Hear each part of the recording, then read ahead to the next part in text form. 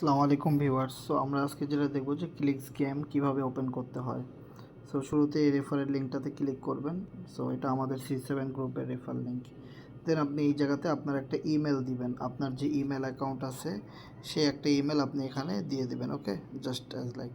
So ইমেলটা দেওয়ার পরে আপনার ইমেলে একটা কোড যাবে। সো আপনি এখানে লগ ইনে ক্লিক করবেন, অথবা এখানে ক্রিয়েট অ্যাকাউন্ট বা যা কিছুই লেখা আসুক আপনি এখানে বারবার ট্যাপ করতে থাকবেন। সো ট্যাপ করার পরে আপনার যদি এরকম অনেক কিছু লেখা আসে, সমস্যা নাই, আপনি ওয়েট করবেন। আপনার ইমেলটা এখানে দিয়ে আপনি এখানে বারবার চাপতে থাকবেন। ওকে, একটু ওয়েট করবেন।